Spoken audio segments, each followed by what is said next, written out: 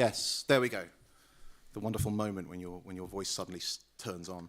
Hello, everyone. Thank you for joining us. As you can see, the head of the table is currently vacant. James Cleverley is, I am assured, sprinting here with undignified haste from the previous event, and he will simply slip in when he arrives. But thank you for joining us for this event, Conservative Home, with NHBC, about how do we build the homes that Britain needs, and crucially, how do we make sure that they're actually good?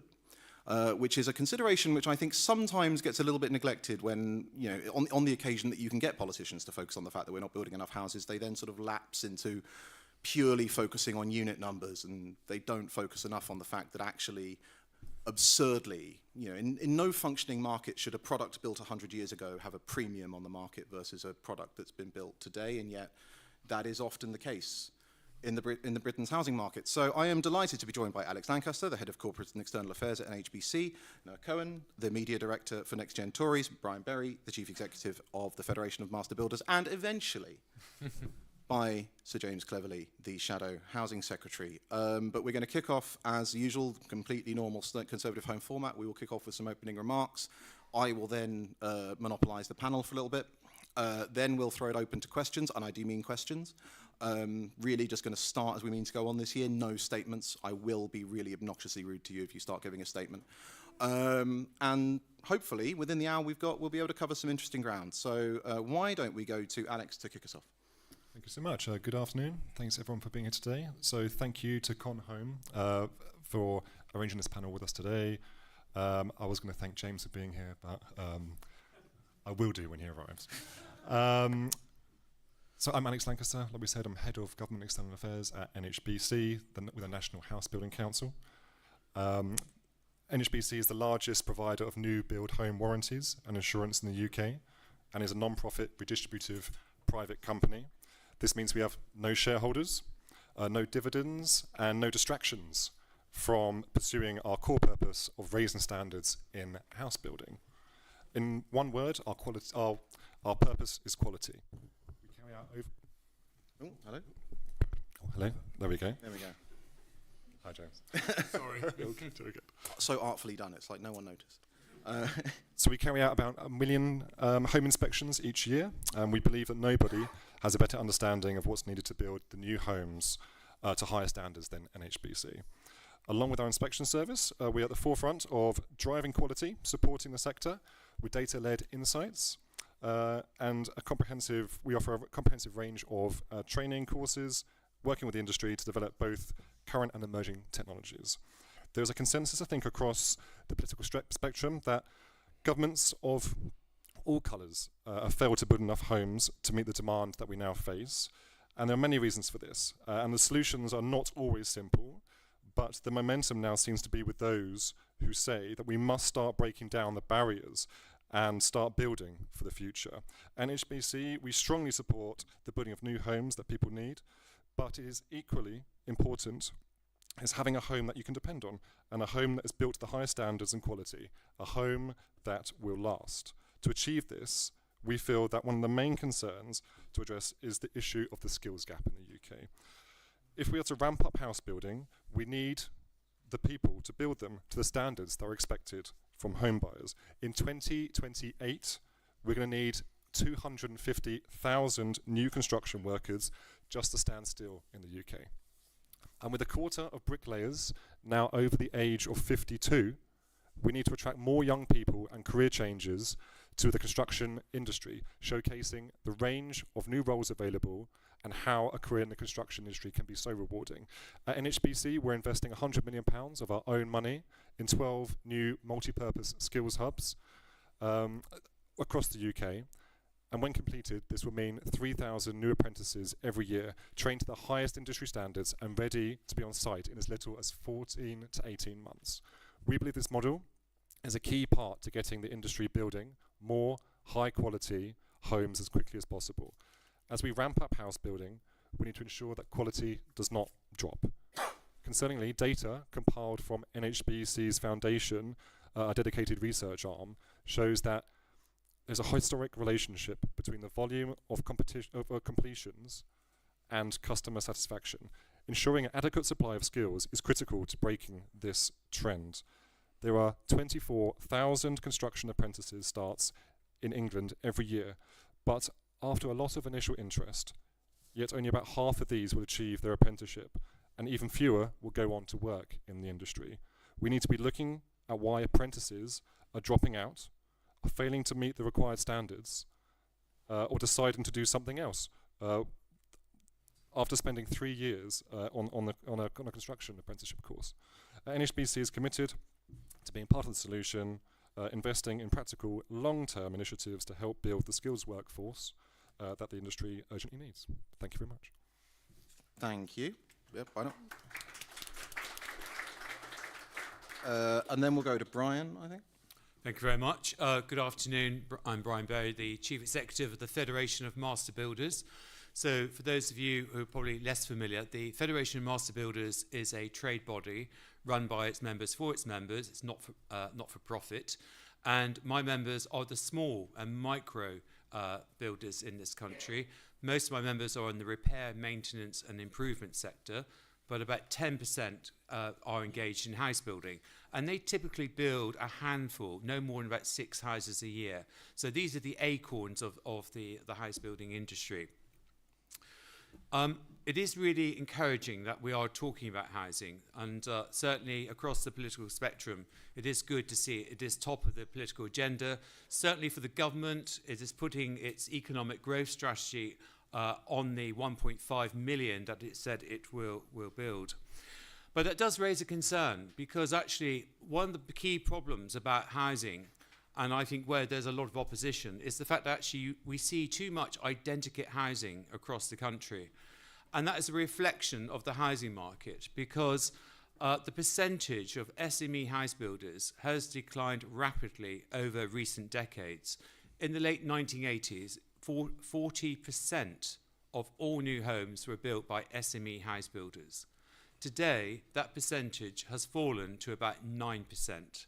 So the impact of that is a lack of choice, questions about design, and also about quality, because it is the SME builder that is actually based in the local community. Their reputation depends on delivering quality homes. I think when we're talking about housing, it is quite easy just to talk about the figures, but we should also remind ourselves about the human cost as well. We know that social housing has fallen to an all-time low of just over 5,000 new homes over the last year. But we've got 1.6 million people on social housing waiting lists and 160,000 children living in temporary accommodation. So when we talk about housing, we should perhaps think not just about the numbers, but actually the people that we're trying to help in our society. The question is, why are the SMEs being pushed out of the house building industry? And the FMB publishes an annual survey of its members, and we know from that survey that the top barrier is the planning system. 76% of our members say actually the planning system is holding back SME development. And then the availability of land is number 2. And then, of course, things like regulations, material costs, and the lack of finance. So we do need, and this is my plea, for SMEs to be part of local delivery. And we do need, actually, in the planning system, for planning departments to be properly resourced.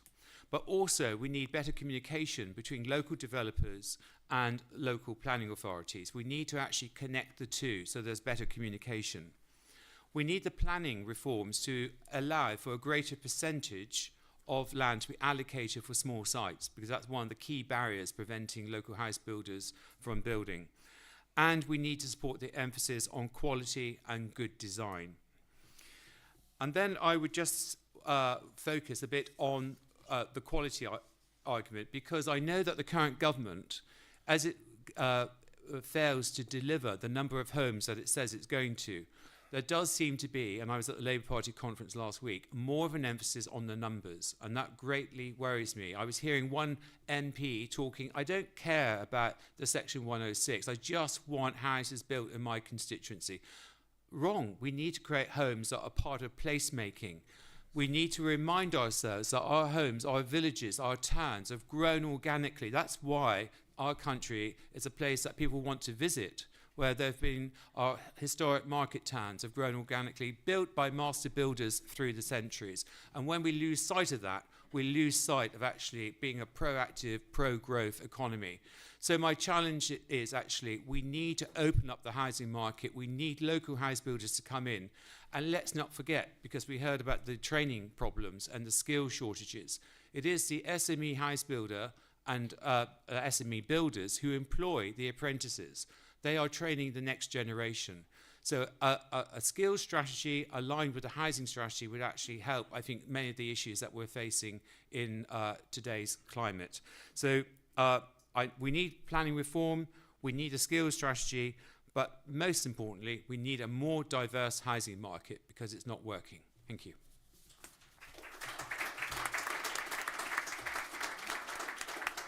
Noah, and then we'll come to James at the end. Thank you. My name's Noah Cohen. I'm a director of a group called Next Gen Tories. We were founded a couple of years ago to address the issue that we saw emerging, which was that this assumption that people naturally became more conservative as they aged was not bearing out amongst the under 45 cohort. So some people assume by the name Next Gen Tories we're talking about young people. They're definitely included, but these are not students, people who've traditionally always been a little bit more left-wing or radical. It's really everyone within the working age cohort. That voting trend is not bearing out.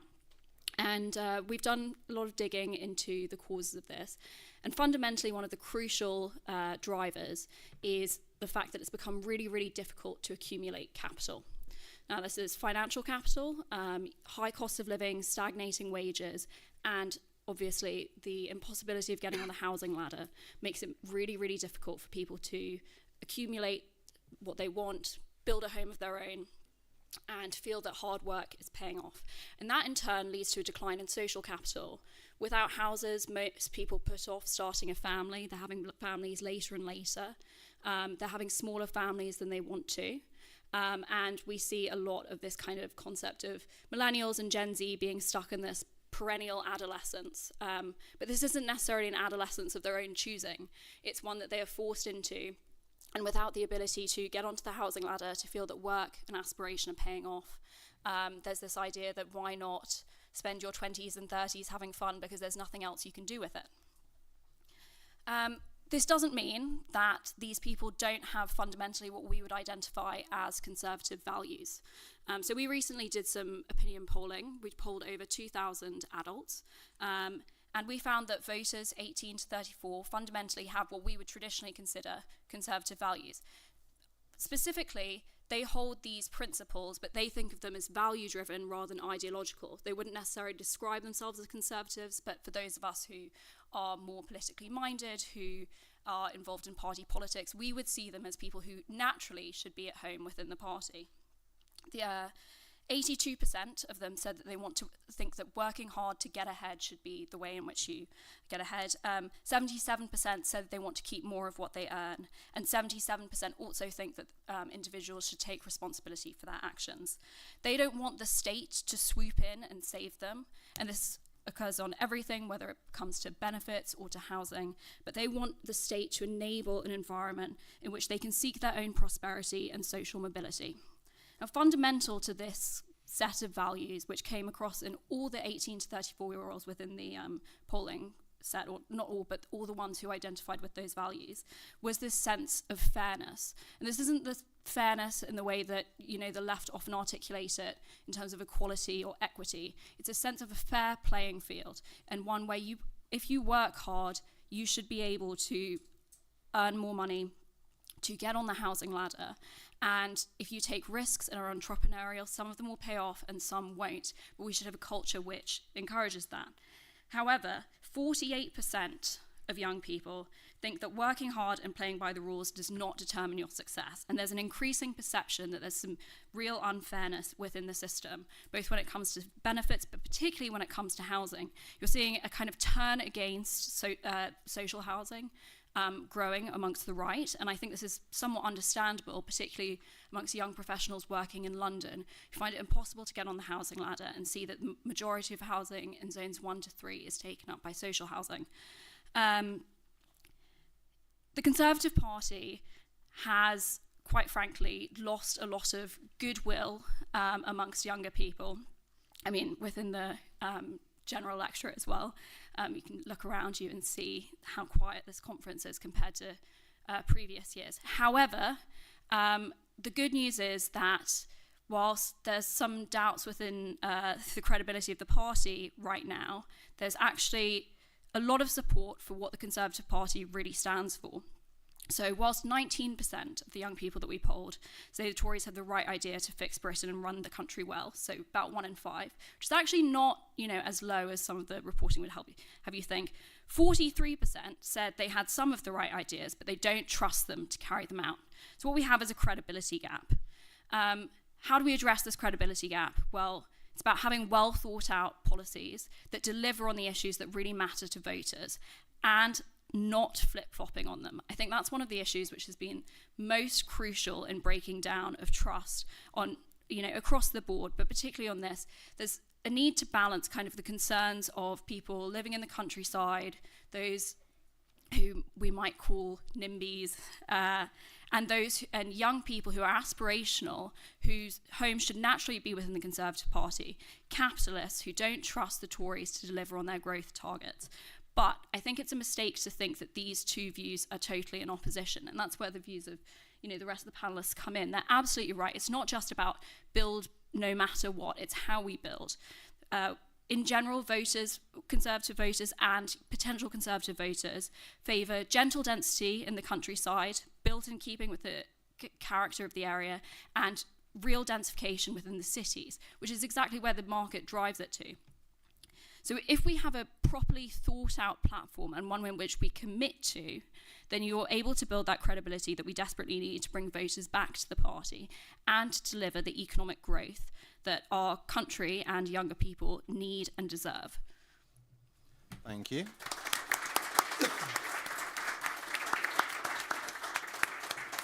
And last but not least, Sir James. Thank you, Henry. I'm very conscious that I've got a speech tomorrow where I'm going to be setting out a lot of my ideas, and I would be really annoyed with myself if I gave away all my juicy bits today. But I want to set out some broad principles which I've spoken about before, so hopefully won't be a massive surprise to anybody, but which I think need to be restated, and restated with real credibility and with real passion. I've just heard the challenge that we have got as a Conservative Party in speaking about the things which were traditionally our strong suit. And I was born and brought up in southeast London. I was born in 1969, which I know what you're thinking. You don't look old enough. That's very kind of you all to say so. That's not meant to cause a laugh. And so I was 10 in 1979 when Margaret Thatcher became Prime Minister, and so much of my young life, my teenage years, my young adult life, was defined by the decisions that she made. And one of the things which we as Conservatives had as, I would argue, probably an indisputable badge, was that we were the party of aspiration. The Conservative Party in previous decades or centuries had been the party of those that already had, but certainly in the Thatcherite era of conservatism, we were the party of the people who wanted to make something of themselves, people who wanted to work hard, deregulating and opening up the financial services sector so it wasn't just an establishment boys' club, so working class lads, typically lads, increasingly women, but at the time it was mainly men, could credibly have careers that in previous generations were excluded to them and were the preserve of public schoolboys.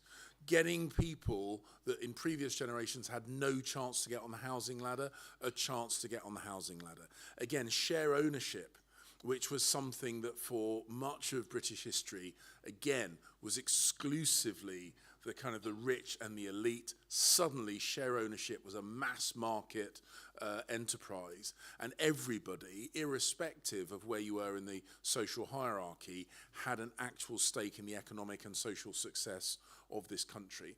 And everybody knew that that was down to the Conservatives, and everybody knew that it was really only the Conservatives that were delivering that. That is not where we are at the moment, and we absolutely have to re-establish the mantle of being the party of aspiration. And again, when we have statistics that the details of which I'll put in the speech tomorrow. So in 1980, just after the Conservative general election, the average house price in London was about 4 times national average salary. It is now, the average house price in London, average, is 15 times the average national salary. And then we wonder why young people feel the idea of having a home of their own is as credible as walking on the moon. And we have got to get a grip of that. Now, again, I'm not going to go into tons of details, but there are certain things that we certainly should be thinking about. The difficulty, complexity, and cost of getting anything built at all massively disincentivizes small-scale builders. If you're going to jump through that many hoops and spend that much money, why would you only build 1 or 2 houses? Why would you not try to build 40, 50, 60, 100? Which suddenly means that the only players with the kind of capital to do that kind of development are the big players. And when people say, oh, the housing market is broken, I'm like, no.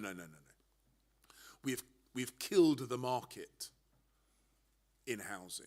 Because when you have such surplus demand, what markets do is respond with provision. And we somehow collectively, very well intentioned through regulation and various other bits and bobs, have made the market incapable of responding to that surplus demand. It is a nonsense that at the same time as saying that young people desperately want to get on the housing ladder but can't, we have builders saying, I desperately want to build but can't. And we have employers saying, I'm desperately trying to recruit builders but can't. That is not a market failure. That is not a market. And we have to get that market dynamic back in. And then, ladies and gentlemen, because I'm a Conservative, we could probably, at state level, do a lot less. And that's where your tax cuts come from. Don't want to give away too much from my speech, but that is where your tax cuts will come from. And my God, we need some tax cuts. So a couple of things, again, that we need to look at. We need to look at existing land for new housing stock. We need to look at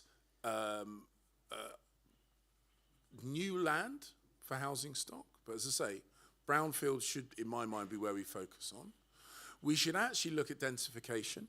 We've got this weird situation where even though the Georgians and the Victorians were really quite comfortable in urban areas going up to 4 or 5 stories, for some strange reason in the post-Edwardian era, we've said it's either 2 stories or it's 20 stories plus, and there should be nothing in between. It's not what people like, it's not what people want, and it gets a lot harder to build. So there are some big questions we need to ask, both motivational questions and actually delivery questions, and we are the only party that's doing it. We are the only party that's doing it. Labour's solution, as always, is rather than do the difficult stuff and get stuff built in urban areas near transport hubs, near employment on brownfield sites, it's a lot easier. Find a relatively level field, bulldoze it flat, and whack some houses on that. It's quick, it's cheap and easy, and it helps hit those arbitrary numbers. But it's really not what people want, either in the cities or in the rural areas. So I don't think that's where we should be going. And I will probably leave it at that and throw myself open to questions. Wonderful. Thank you very much.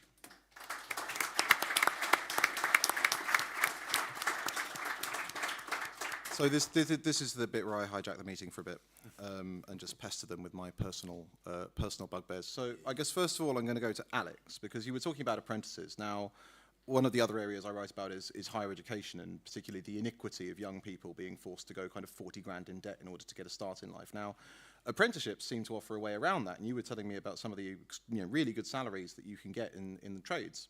So what is it that's making apprentices drop out? What are the hurdles, and what could a hypothetical future Conservative housing secretary do to help out? Thanks. Well, I think you're absolutely right when you say that young people are looking at different alternatives to the traditional sort of, go down university route sort of education. I mean, there was probably quite positive news coming from the Prime Minister we saw last week when he was actually saying, you know, we need to actually start having more of a 2/4 of people actually going into apprentices or into higher education. I think that's something we can probably all get behind.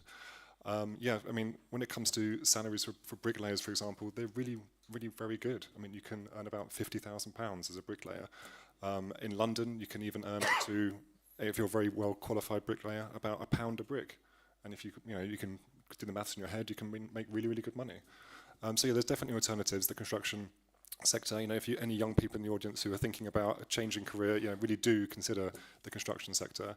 But we do need to get women in as well. So, you know, unfortunately, I think historically, there's just not enough women in the sector at all. So I think it's about 13-14% of the construction sector actually currently women. When it comes to bricklayers, it's as low as about 2%. I think that's doubled from 1%. So, you know, a long way to go there. But yeah, I mean, it's a really exciting sector. You know, it's not just bricklaying. It gives you opportunities to move up. You can get involved with management. So yeah, really do consider it if you have young people. And like you say, you don't get debt. The great thing about doing an apprenticeship is you get paid to earn, you get paid to learn, and you're learning the skills on the go. So it really is a really attractive opportunity. I mean, I went to university. I mean, talking about some quite good numbers here. You know, it's something I probably would have considered if I hadn't gone down that university route. Okay, Brian, did you want to come in? Yeah, I just want to come in because actually there is a shortage of all the trades in the building industry. But actually the fundamental problem, and there's a misconception that there aren't enough people coming into the industry. There are lots of young people who are wanting to come into the building industry. The problem is there aren't sufficient number of employers to take them on. And the reason for that, for the SMEs who train most of the apprentices, is actually the financial incentive isn't there. They are given about £1,000 to take on an apprentice. They train someone for 2 or 3 years, and that person will then quite likely leave the company and move on. That's not an incentive for a small business that has cash flow problems to actually take on apprentices. So we do desperately need to think about actually tax breaks for employers to take on more apprentices to solve the housing, to solve the skills crisis. And it's becoming increasingly urgent because we know that 1/3 of the workforce will retire in the next 10 to 15 years. And you're quite right to talk about the need to actually diversify the building industry, because actually 14%, we only got 14% of women in our industry, and those on the tools, far lower. It's gone up from 2% to 4%. So there's questions there for the industry as well. So I accept that actually we need to change our practices, the image of the building industry. But there's also, I think, a perception in society about using your hands. And we're starting to see that redress. You know, we're moving away from just going into higher education. We're understanding the value of vocational training. But that value must be underpinned by quality apprenticeships and not, as I'm hearing from the current government, short-term courses, boot camps, 6 weeks courses that will get you into the building industry. That will not solve the problem, and it will actually cause a longer-term problem because it will damage the quality of the built environment. One of the things I've always found slightly strange is that apprenticeships are something we've known how to do since Victorian times. And then in the modern era, you end up with apprenticeships designed by people who weren't apprentices. Yep. And so they're like a degree apprenticeship. And they're like, well, they're in the job 2 days a week. The rest of it's obviously a degree. Yep. And I hear that all the time. And even now, there'll be people talking about actually meeting the government's 1.5 million. We need to get people in as quickly as possible, train them up to learn one basic skill. That is so wrong. So am I hoping that I'm going to hear something positive about apprentices and training and making sure that actually the commitment to build more homes is focused on quality and actually and quality education for those going into for vocational education. So I do hope, Sir James, we're going to hear something positive on that. Well, it's not my portfolio area anymore, but I was for 9 weeks the Secretary of State for Education. You could have done something. During summer holidays. Strong and stable government. So look, I'm not saying anything now that I haven't already said before, but one of the things that I confronted my civil servants with, and I'll say it to you now, when is a vocational degree not a vocational degree? When it's a degree. When it's a degree in medicine. Oh. Because we don't think of that as a vocational degree. Because that's what clever posh kids do, isn't it? They go into medicine. I did a vocational degree. I did a degree in hotel and catering management, and I have people laugh at me online. Oh, you did a degree in hotel catering management? Yeah. Like, well, the bottom line is, I learned finance and accountancy. I learned about HR. It was a useful, pragmatic business degree, but it didn't carry the kind of kudos that a degree in medicine would carry. And I think with Labour, that kind of, let's get them in, let's give them a quick qualification, and let's get them doing basically the thicko work of building houses. That's the mask slipping, because that, I fear, is what they think.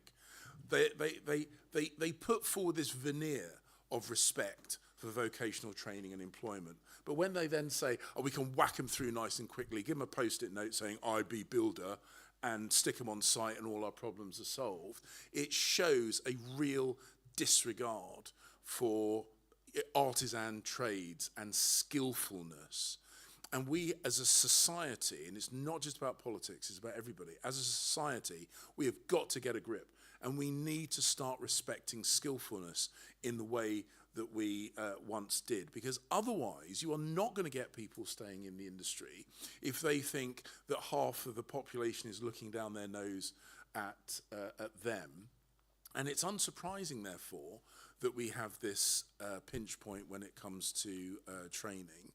And I quite like the idea of degree-level apprenticeships, but I don't think we should necessarily call them degree apprenticeships. They should just be called apprenticeships. They should have the same grading mechanism as GCSEs, A-levels, degrees, so that they are different but equal, and we should take them seriously. We should absolutely take them seriously. And final point, it can be done. It can be done, because the first educational establishment that I went to when I left school was an industry-specific in-house training college that was non-degree awarding. It trained niche skills for the employer, and it carried with it just as much social standing and kudos as I think any Oxbridge college, because I went to Sandhurst. And Sandhurst is a non-degree awarding in-house technical training college, but we apply to it a degree of social standing. And trust me, being a soldier, even being an army officer, is not inherently more noble than being a builder, and we should reflect that. And if we did that, I think we'd be much better at recruiting and retaining people in what is an absolutely key industry. I mean, some of the alternatives, I'm as a journalist, you get the NCCJ, I got the NCCJ, I got it in 6 months for $3,000, and there are people taking journalism degrees, going 40 grand in debt and taking three years to get a less valuable qualification, because the NCCJ is level 6 and a degree is level 5. So I think there's all kinds of ways in which you can improve these things.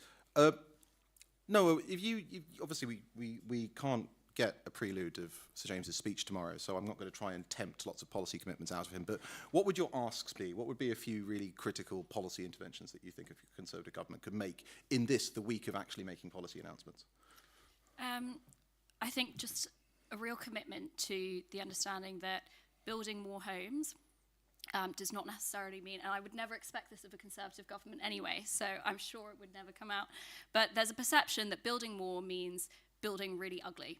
And I think that's the root cause of so much of the kind of anti-building NIMBY-ish sentiment, and why it's so hard to actually develop any homes or develop any infrastructure in Britain. I think that the movement against development in local areas or in constituencies is actually really, really understandable. If you look at most of what has been developed in the post-war era, it's ugly. It doesn't last very long. If you live in a beautiful old village or a really nice part of the country, or even in a city, you can see the differentiation in London, for example. If you're walking around Notting Hill or Maida Vale versus Southwark, and these are not just, the root of this is not just economic. Most of the most desirable places in London, so Notting Hill, Maida Vale, around Westminster, if you look at the architecture around you, it's beautiful. And almost all of those buildings would be not built today, not because of financial constraints, but because our building codes don't permit them to be built that way. You can't have stairs leading up to a building, something that automatically adds character. All of the most beautiful large windows, sash windows, you can't build. Now, technically they're not illegal. However, if you put them in an application, your application will almost certainly get rejected. And this comes down to kind of part of the more fundamental problems with the planning system, that it is ruled with an iron fist by mini despots who have very firm views on safety or the way that buildings should look. And as a result, what gets built is extremely expensive, extremely ugly, and generally not well done. And I think that if you have reforms which are dedicated not just to building more, but building beautiful and letting people care about the built environment in the way that they should, taking pride in it in the way that Victorians used to and Georgians, you'd build so much more popular consent for development. And it's not just for houses. Like, look at St Pancras Station. We would never, ever build a station like that in the 21st century. I wish we would, and we should be able to. So I hope that any kind of reform would also look at how we get people on board and how we build beautiful and care about our built environment again. Okay, now I will... Oh, there we go. We really need like a Soviet-style bell so that everyone knows how to... Right, so I'll throw it out. So we have one chap, a lady this time, with a microphone. And right, keep it snappy. We did start quite short. I did say before, I will start shouting at you from here. I have a bigger microphone and a louder voice. So we'll start with this gentleman at the front. Thank you very much. I'm Bruce Buckland. I'm an architect and an SME developer, one of the few of us still left.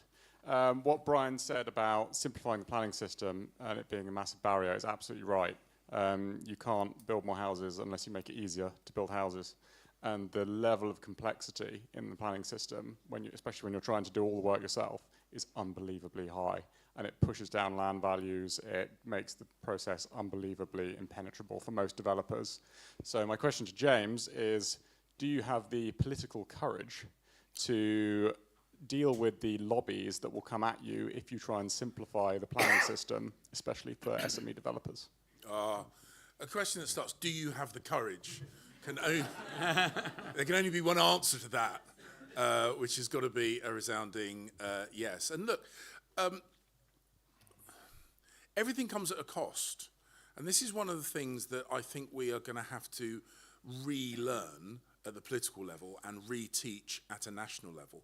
Everything comes at a cost. And so, as Noah was saying, so you've got this thing, you have to have small windows to stop people falling out of windows. Well, unless you're in Moscow, there is not an epidemic of falling out of windows. And if that was the only thing, then okay, I think you could have aesthetically better options. You're the architect, not me, but I could probably live with that. But then someone says, oh yeah, and this, and that, and that, and that, and that, and that. And each one discreetly might seem reasonable, but the collective impact, like barnacles on the boat, means that nothing's getting built. And that is where your cost is. So the same people that say, oh, we have to have this in place just on the off chance that that happens, and this, and the newts, and the feral cats, and this, and that, and then the other, are also the people saying, my kids can't get on the housing ladder, and what are you lot doing about it? And we've got to be much, much better at balancing the risk and the reward. And the reward is so compelling. We've got to get this right. And it's not just a political thing, but when people don't have a stake in society and in their community, they start doing anti-social and anti-community things. And then we wonder why places get graffitied and smashed up and beaten up and set fire to. It's because people just don't feel a sense of belonging. And they don't feel a sense of belonging unless you can give them the opportunity to belong. And that's what's at stake. We've been really bad at quantifying the cost. We only point at one side of the equation. And I hope to reset that. I know that I've got the political cover from Kemi because, she feels, I think, as strongly about this kind of stuff as I do. I'm going to assume the rest of the panel don't want to dispute Sir James's courage, but if they if they want to speak up now, right? We have a lot of questions and not much time, so I'm going to try taking two at a time. So if we could have the gentleman in the aisle there and Luke next to him, and we can take both of them, and then we'll try and do it that way to get a few more in. Sir. Thank you very much. My name's Can you hear me? Yes. All right. So James, I'd like to suggest an additional item that has been missing, which I hope you'll include in your speech tomorrow. And that is, we not only need to build more homes and estates, we need to look at older people. Older people need assisted and supported living. Can this be a question, because we have a lot There of is a people to get question. through? I'm asking Yeah. whether he's going to include this item in his speech tomorrow. Wonderful. And what I want to know is whether he's going to actually address the issue of underutilisation of the housing stock. So many older people are living in 3 and 4 bedroom houses. If you build supported housing, ideally in the public sector, Okay, then I'm calling time. Is he going to do more stuff on older people's housing? Yeah. We really do have a lot of questions to get through. I'm but sorry. the point is that there are savings. No, to be no. made. I have a reputation to maintain. Thank you, Luke. Hello. So, James, will you reverse Angela Rayner's decision to reduce housing targets in London? Oh, look, this is... Model. Everyone, look at Luke. Right. I have got a copy of my speech on my phone, right? I've also got Emily, who was instrumental in helping me craft this speech. So she will give you testimony. So tomorrow, when all the people in the room going, oh, he only said that because I mentioned it at the Conservative Home Fringe event, Emily will come after you with the dated version of the speech. I don't think either of you will be disappointed. Okay. If we can have the lady in the second row there and the gentleman in the corner with the laptop.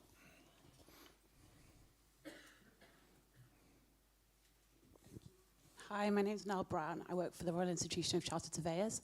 I wanted to touch on the point that was made about the ageing profession. How do we expose young people to education about the built environment earlier? How would you do that? Oh, good. Okay.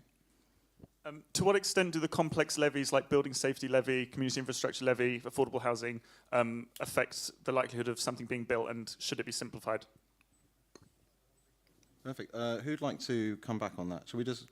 Well, I can take both questions. So about the ageing profile in the building industry, we do need to actually get more young people interested. But as I said, there isn't really a shortage of young people coming into the building industry. It's a shortage of employers to take them on. And we do need to actually remove that distinction between trades and professions. We should talk much more about the built environment. Builders have an equal place, as well as chartered surveyors, architects. They're all part of the building sector. So we should treat them equally. And with regard to all these levies, taxes put an extra cost on development, which means fewer homes get built. Mm. Anyone else wants to come back on that? Yeah, so on the thing about levies, I mean, call them what you like. They're taxes, and taxes stifle. And as Conservatives, again, one of the things that we've got to get into the habit of saying is, you can... The Laffer curve exists in all forms of taxation. And actually, one of the things that we should be looking to do is stimulating more churn, so getting more stuff built at a lower level of tax, either direct tax through levies and that kind of stuff, or indirect taxes like, affordable housing targets within it, et cetera, et cetera. And also, we've got to recognise the ripple effect. So when people move into a new house, first thing they do is they get painters and decorators in, they buy new stuff. There's a whole load of economic activity which comes as sure as night follows day in the aftermath of someone moving into a new home, all of which is taxable, all of which is creating churn in the economy. And so my dad was a surveyor, and Lady C is in the audience who will attest to this. I can bore for England driving around various bits of the built environment going, why the hell did they, not match that aesthetically? Why is that roof made of that material when all the other roofs in the area are clearly made out of, this material? Why have they, got that instead of. So I do think that an awareness of the built environment and an awareness of the fact it has an impact on us. You know, where we live affects how we behave. Now the left took that to a real extreme. You know, a place creates people. I'm dead against that kind of thing. Because let's go with what we already know. Let's go with what we already know. People like green around them. People like good quality. No, it's absolutely right. Rich people should not be the only people that have beauty in their lives just because they can buy their own beauty. So I think you know, a commitment to the aesthetic. Final point. I used to represent Bexley and Bromley in South East London. We talk about Victorians. There are two bits of municipal architecture in North Bexley. One is the Crossness pumping station, which was a Victorian water works, and the other one was a waste incinerator. One was ancient, one was Victorian, one was modern. The modern one was vile. It was functional, but my God, it was ugly. The water pumping station, if you want to look at it, look at Crossness pumping station in London Borough of Bexley. It is beautiful, genuinely beautiful. One of which I know will be preserved and maintained long after the other one is bulldozed. And it's not the waste incinerator. Thank you. Show of hands. So we will have the gentleman in the white shirt in the 5th row and the lady in the 4th row there on the aisle. Something's dropping on the lady. Oh, that's exciting.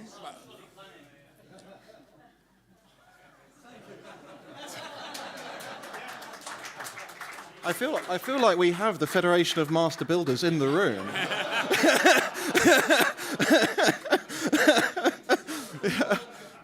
You know, if we just had enough bureaucrats, that would never, ever happen. Oh, we're turning the league off. Is it that's new? Oh, fine. Okay, well, we'll just proceed. Are you okay, sir? Wonderful. Right, we'll just crack on, sir. Quick one. Do you think the December 2023 MPAPF was a good document? Sorry, I missed that. I was still... Do you think this... sorry, go on. You try again. Do you think the 2023 December MPPF was a good document? NPPF, right. Yeah. And, madam? I'm Rebecca Montague from the Social Market Foundation. I just wanted to point out and question what feels like a little bit of a tension in some of this conversation about beauty and housing, because I guess there's a lot of conversation about, okay, we need to reduce the amount of regulation. There are some regulations that are interfering with beauty and having beautiful buildings. But do you think if you just removed those, the market wouldn't in and of itself create beauty, given the amount of housing needed at the moment, the pressure on those kind of builders? Or do you think you'd still end up with a lot of stuff that is quite mass produced, and would you want to see regulation to actively encourage things to look beautiful? Lovely, thank you.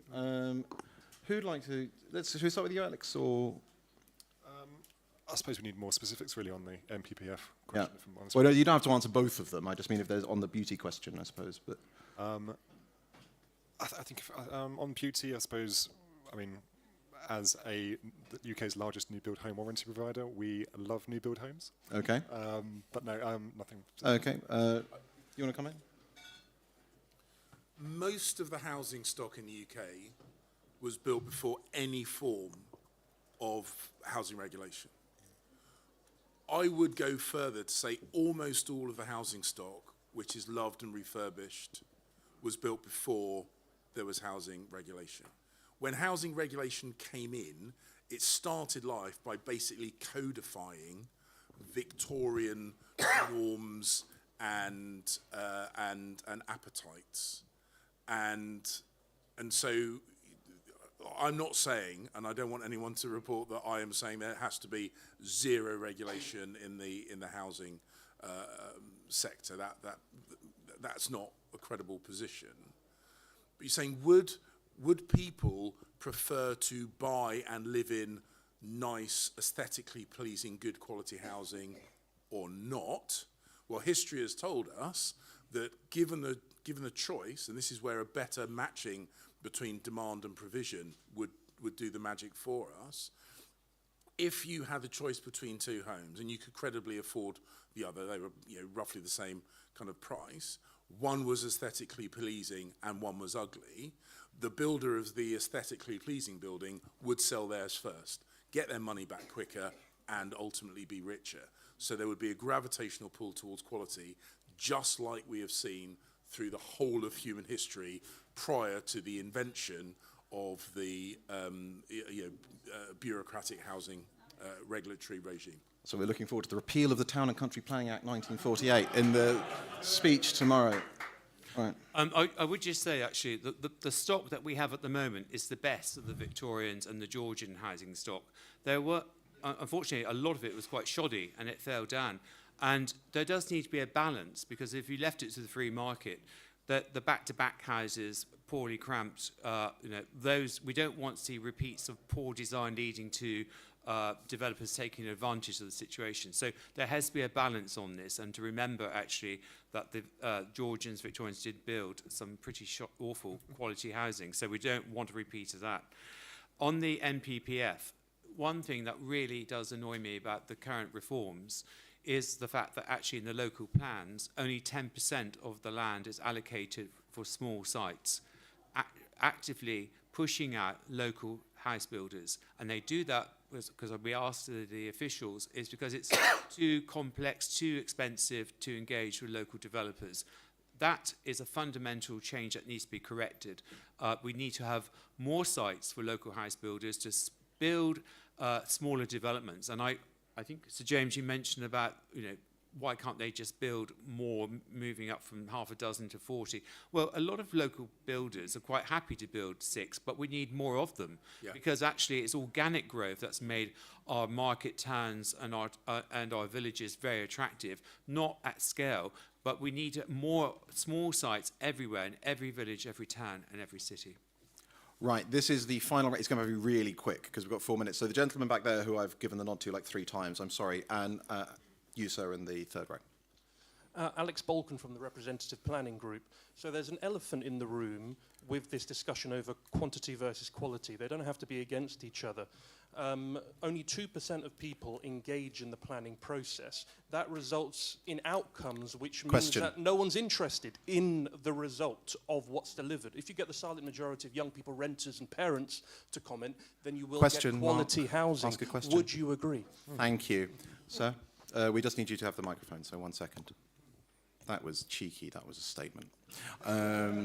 Thanks, Henry. Hi, James. Alex Challoner, Director of London Vision Network and a prospective London Mayoral candidate last time round. Literally needs to be a question at this point. Delivering the homes Britain's needs, quality it deserves. From each of the panel, if you had to spell out one big reform, what is it? We've got a housing crisis in London, the clock is ticking. Yeah. Each of the panel has about 2 sentences each, so this is going to be fascinating because we're almost at time. But go on, Noah first. Really quickly, firstly, on the planning application point, I would just say that, yes, you're right, generally people who engage tend to oppose, but at NGT we've been encouraging all of our members to write in support of all planning applications in their area. My WhatsApp group chat for my building hate me because they all send their planning applications to block, and I always write in support. In terms of like kind of rapid quick fix, I would like to see a kind of automatic approval of any planning applications in London, provided they met all the kind of standard checklists, unless there was a serious concern, and the councils would have to act to block them rather than approve them. James? I think that we have a system where everyone's incentivized to say no, and very few people are incentivized to say yes. I've always said you shouldn't try and make. I'm a conservative. I don't want to make people have stuff they don't want. I want to make people want stuff that they need, and they're both kind of wrapped up in the same. So I would try to. I think we have to simplify the process, and we have to recognise that, just as Noah was saying. NIMBY is not an illogical decision if you don't feel you're getting anything back. If what you're going to have if you're going to live next to something which is ugly and out of scale, whatever, of course you're going to say no. If you get something which actually fits with what you want, provides homes for your children, it's going to be affordable, it's not going to be bought by people not like you, either because they're jumping the queue, gaming the system, or because it's just completely priced out of the market for you and your family, you are much, much, much more likely to say yes. Yeah, so on the quality versus quality bit, I think one doesn't have to come at the expense of the other. I think we need to remember that the tricky thing is, as well, to reiterate the point that we have a skills gap of 250,000 here, and so we really need to start filling that. And then when it comes to London, this is incredibly difficult, admittedly. So yeah, we've failed to build in London. The sector has. This is probably down to a result, if we're being honest, about sort of more strict regulations, but that's it. But we also need to not just look at housing, we need to look at the infrastructure around housing, we need to think about investment, we need to think about investing in transport and what makes good places as well. And laying the final tile on the occasion, Brian. Thanks, Henry. So, yes, absolutely. Quality and quantity, best delivered by local SME house builders. And then with regard to planning, we do need to simplify it, but actually there does need to be some requirement for local planning departments to actively engage with local developers. Let's use local house builders who employ local people to build local homes. Thank you. Right, thank you very much, everyone. Give the panel and yourselves a round of applause. Despite the fact that we started a bit late and the heavens fell in, we actually managed to finish on time, so thank you very much. See you at the next one. Oh, panel, could you just stay in place for the photo shoot?